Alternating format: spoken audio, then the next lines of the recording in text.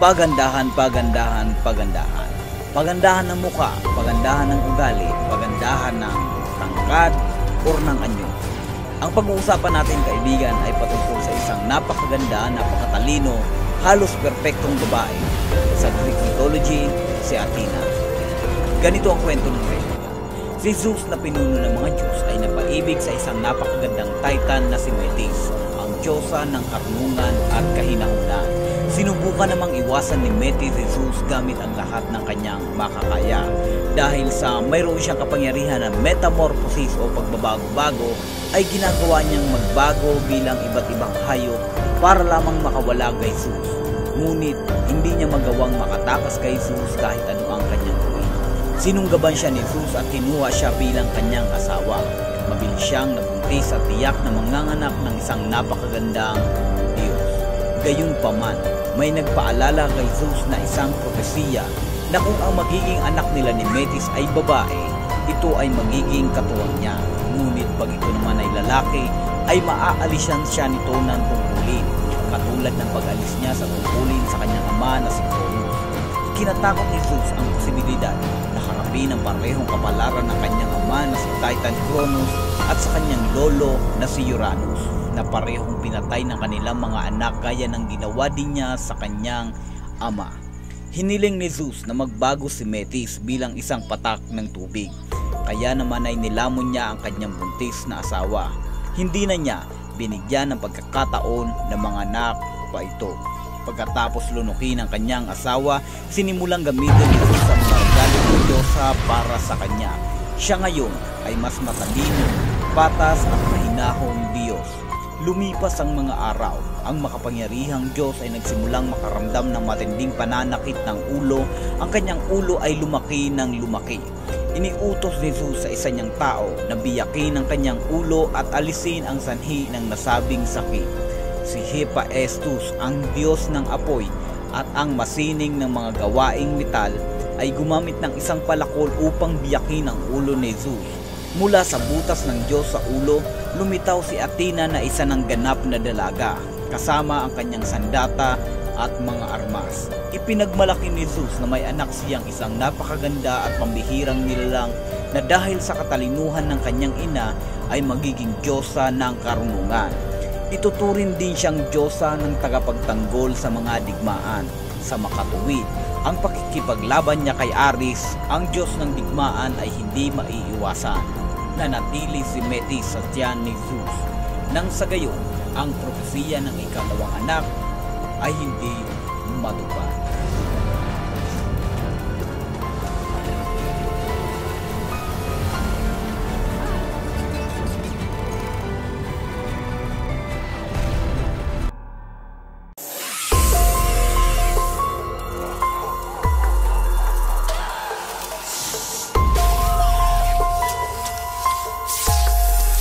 Marami ang sumubok ngunit nabigo na makuha ang kanyang ulo.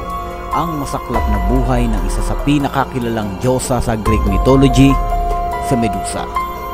Pero bago tayo magsimula, kaibigan, ay please lang huwag mo kalimutang mag-like, mag-subscribe, and pakipindot na rin yung bell para maging updated sa mga susunod ko pang uploads. Simulan na natin, kaibigan.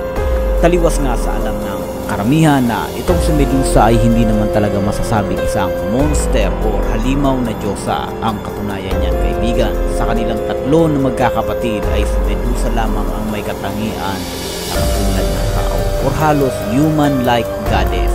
Siya ay may pinakamagandang mukha sa kanilang magkakapatid. Marami nga ang nabibighani sa aking kagandahan nito, subalit bilang pagrespeto sa kanyang nakakatandang kapatid na si Athena ay mas pinili niya ng huwag ipaalam na isa siyang goddess at mamuhay bilang isang priestess o pari sa templo ng kanyang kapatid. Libo-libo ang bumibisita sa templo iyon, hindi para sambahin ang kanyang kapatid na si Athena, kundi para lamang masilayan ang kagandahan na meron si Medusa.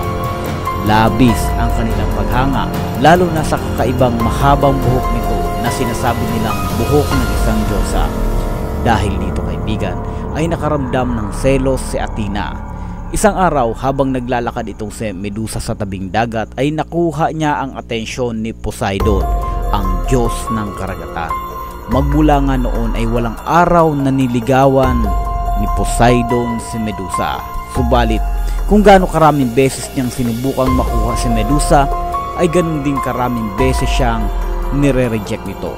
Alam ni Medusa na para mapanatili siya bilang isang pari ng templo ay dapat manatili siyang isang berhen, na alam naman natin na mawawala yun kung sasagutin niya si Poseidon. Dumating ang punto na nagkaroon ng hindi pagkakaunawaan sa side ni na Poseidon at Athena, at dito ay naisip niya na kuhanin si Medusa sa sapilitang paraan upang masakta ng gusto si Athena. Tutal ay matagal niya na rin namang gusto itong si Medusa. Nang mapadaan ulit si Medusa sa baybayin ay dito na nga isinagawa ni Poseidon ang kanyang balak. Nakatakas naman itong si Medusa hanggang sa makarating sila sa templo ni Athena. Nagbabaka sakali ang Diyosa na matulungan siya ng kanyang kapatid. Subalit hanggang sa naikatuparan ni Poseidon ang gusto nito ay walang Athena tumulong. Sa pangyayaring ito ay napagpasyahan ni Athena na bigyan ng karampatang parusa si Medusa. Isinumpa niya ang pinakamagandang assets nito at ito nga ay ang kanyang buhok. Sinumpa niya na ito ay maging isang ahas at sino mang lalaki na tumingin sa mga mata ni Medusa ay magiging isang bato. Kumalat ito sa buong kabayanan at magmula noon ay naging target na si Medusa ng mga lalaking nagnanais makakuha ng malaking pabuya para sa ulo ng halimaw. Marami ang sumubok ngunit nabigo na makuha ang kanyang ulo, hanggang sa ang isa sa anak ni Zeus na ang pangalan ay si Perseus ang naging matagumpay na makagawa nito. Sa tulong na rin ng kanyang tiyuhin na si Hades at ng mismong kapatid ni Medusa na si Athena. Matagumpay niya itong nagawa at sa kamay ni Perseus natapos ang buhay ni Medusa sa pamamagitan ng pagpugot sa kanyang ulo. Isa sa mga kwento na hindi madalas na isasama sa pagsasalaysay ay nung mga panahon na iyon, kaibigan, si Medusa ay nagdadalang tao sa kanilang anak ni Poseidon. Ang sumpa na inilagay ni Athena sa kanyang kapatid ay nanatiling immortal, at kahit nga nakahiwalay na ang kanyang ulo sa katawan ay ginagamit pa rin ito ni Perseus sa iba't ibang pakikipaglaban. Isa sa pinakakilalang naging role nito ay nung ginamit ni Perseus si Medusa para talunin ang Titan God. Misunderstood character, yan siguro ang masasabi ko sa ating bida. Madalas ang pagkakaalam natin pag sinabing Medusa ay isang masamang nilalang, cruel monster. Hay nako, isang halimaw na nakakaawa pala ang sinapit sa mismong kapatid nito. Sa pilitang ginamit, isinumpa sa isang anyo na habang buhay siyang magtatago at kailangang ipagtanggol ang sarili. Walang kakampi, walang nagmamahal, at ang tanging kasama niyang sanggol sa kanyang sinapupunan ay iniwalay sa kanya bago pa man ito isilang. Kaibigan, kung nagustuhan mo ang ating kwento ay please lang wag mong kalimutang mag-like, mag-subscribe and pakipindot na rin yung bell. Hanggang sa muli kaibigan, ako si Richard Belen. Bye-bye.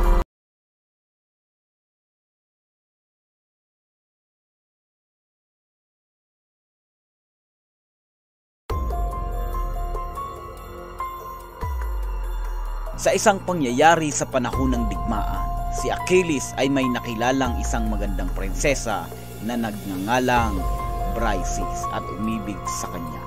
Gayunpaman ang pinuno ng tropang Greek, si Agamemnon, ay nagalit kay Achilles at kinuha si Briseis mula sa kanya.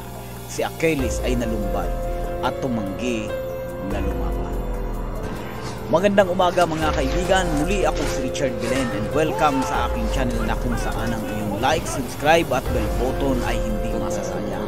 Ang ating pag-uusapan ay isa na naman sa mga Diyos ng Greek mythology, si Achilles. Immortality! Take it! It's yours!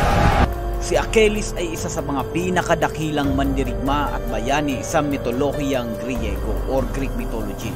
Siya ay isa sa pangunahing karakter sa Iliad ni Homer, kung saan siya ay nakipaglaban sa digmaang Trojan laban sa lungsod ng Troy. Ang ama ni Achilles ay si Peleus, hari ng Myrmidons, at ang kanyang ina ay si Thetis, isang diyosa ng dagat. Matapos ipanganak si Achilles, nais ng kanyang ina na protektahan siya mula sa mga mapapaminsala, kaya't hinawakan niya si Achilles sa sakong at inilubog sa ilog Styx. Sa Greek mythology, ang ilog Styx ay matatagpuan sa underworld at may mga espesyal na kapangyarihan. Si Achilles ay laging hindi nasasaktan kahit saang bagay maliban sa kanyang sakong kung saan siya hinawakan ng kanyang ina. Dahil si Achilles ay isang kalahating Diyos, ay napakalakas niya kaya sa madaling panahon ay naging isang mahusay na mandirigma. Gayunpaman, siya ay kalahating tao at hindi immortal tulad ng kanyang inang si Thetis. Tatanda rin siya at mamamatay balang araw, o kaya naman ay maaari siyang mapatay sa labanan.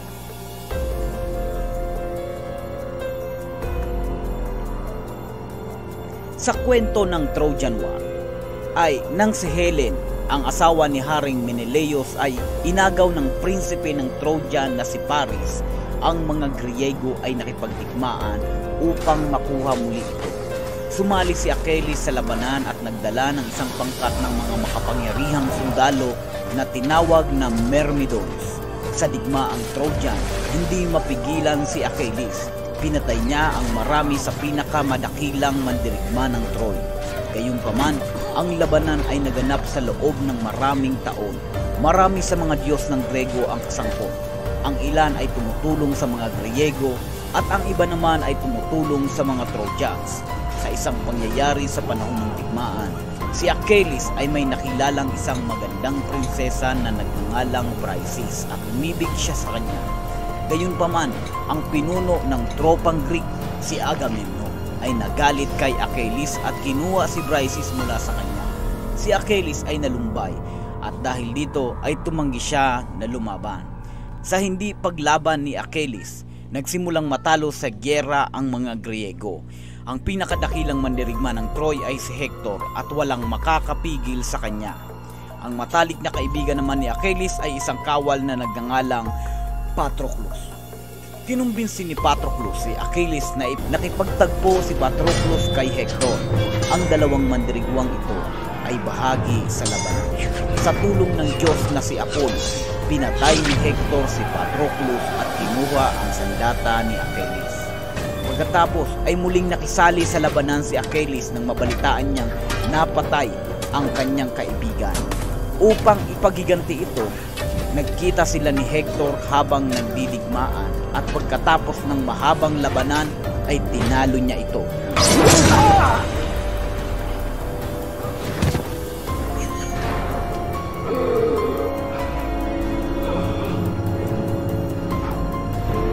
Patuloy na nilabanan ni Achilles ang mga Trojan at tila hindi nila siya kayang patayin.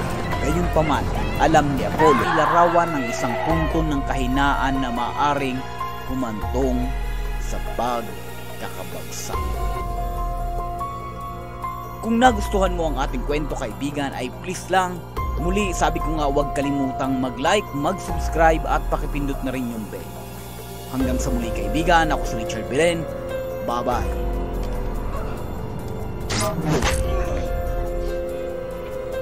Ay wow, napakagaling naman at ikaw ay umabot hanggang sa video na ito. Shoutout muna tayo, kaibigan, sa ating huling video na may pinamagatang nakakaawa pala ang sinapit ni Medusa. Hingin tayo ng comments, meron lang tayo ng 4 na comments. Shoutout kay Art by Shaky Hands. It is a very unique content. And kay Maria Luz Takamura, shoutout kaibigan. I love this video. More watch pa sa story na ito, host. Maraming salamat sa iyo, Madam Maria Luz Takamura. And kay Hello Summer, ganda po ng istorya at ang ganda pa ng boses niyo, idol. ZUH. Wow. Ano ba ang tawag dyan? Nakakataba naman ng puso ang iyong komento. Pero sabi nila, mas kaboses ko daw si Gas Delgas. At kay Idol ang Princess Ranara Channel.